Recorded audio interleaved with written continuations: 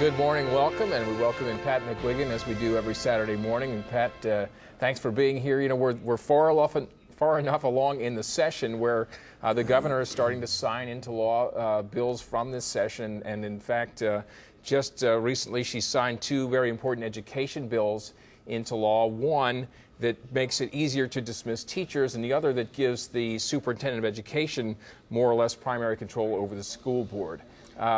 Is the governor kind of winning the battle on education? I'd say she is. This is a subset and a very important one of the story we've been continually discussing, and that is the steady advance of Republican policy ideas now applied more and more to public education and to the educational structure.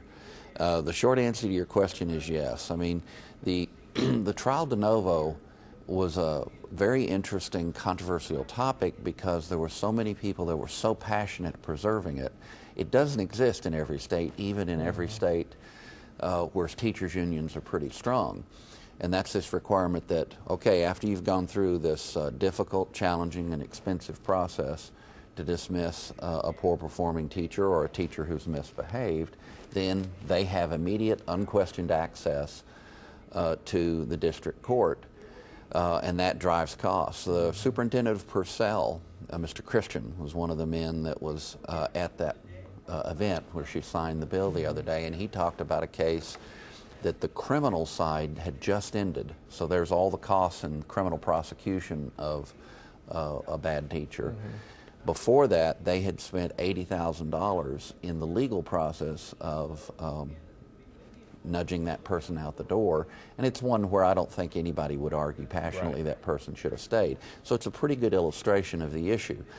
Teachers will still have rights in all the other categories under labor law, unjust dismissal, and so forth. They'll have a lot of access to the courts, but it's not this automatic because they're a teacher. Right. One observer put it this way: well, now teachers who are a professional class will be treated like every other professional class when it comes to employment. That's the bottom line there. Now, that's a significant change for Oklahoma, but it's kind of intriguing it took this much work. The school board process is very interesting. Yes, the superintendent will now have comparatively more power, and we're right at the beginning of an age where the governor is going to be able to switch out the entire board and make her appointments. This is big. And it's an elevation and expansion of gubernatorial power, period. It's not just for the Fallon era, but for the future. It is a statutory change, not constitutional. So these add up to significance. Then you have the grades for schools. You have the whole composition of the governance of public education. Then you have the choice proposals that haven't made it through yet. Those are going to be significant, the Opportunity Scholarship, and then making the Henry Scholarship Program for special needs kids stronger and more robust.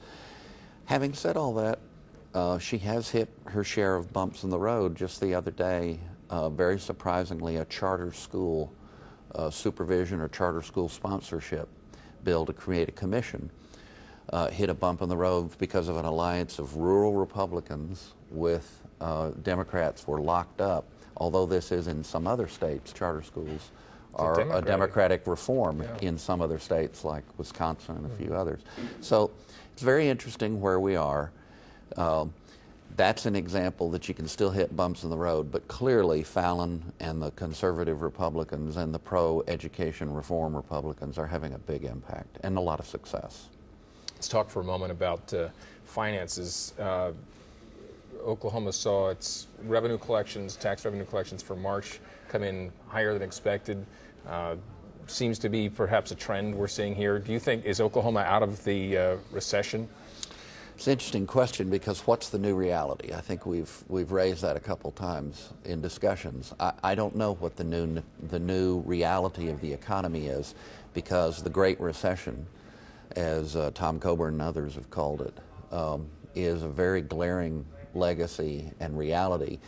Will the financial markets stay robust, and how will that affect Oklahoma? We're going to see.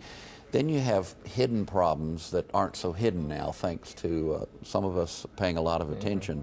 A lot of the reporters up at the Capitol and myself have been paying very close attention to the pension debt issue, which was kind of hidden. Yeah. We all knew it was out there, but averted our eyes. It's a very real thing now, and it's billions and billions of dollars. It looks like that's going to be partially addressed this session, and that will help Oklahoma. But then you have, if this shift in health care responsibilities takes place that's being discussed in Washington and that the president is even now beginning to entertain, that's going to add costs for Oklahoma, even though through block grants it might also add resources. So if I sound a little bit like, okay, what's the next issue? Unemployment insurance, Oklahoma's in comparatively good shape, thankfully. A lot of states are in disastrously bad shape. What's going to be the impact on Oklahoma of federal budget cuts? Because we have a robust federal sector, thanks to Tinker and the other military bases and so forth. So this is we're at the beginning of a different kind of post-recession policy making and fiscal analysis. I don't know what the issues are going to be a year from now. I'm a little dubious that we're, quote, out of the recession. But you can't argue with the pretty good numbers that are coming in. Oklahoma's economy is fairly robust, especially still in comparison to the rest of the country. You can read more about this new reality, about these education wins for the governor and the challenges that remain, and other topics at CapitolBeatOK.com. Pat, as always, thank you very much. Thank you, sir. Have a good day. We'll see you next week.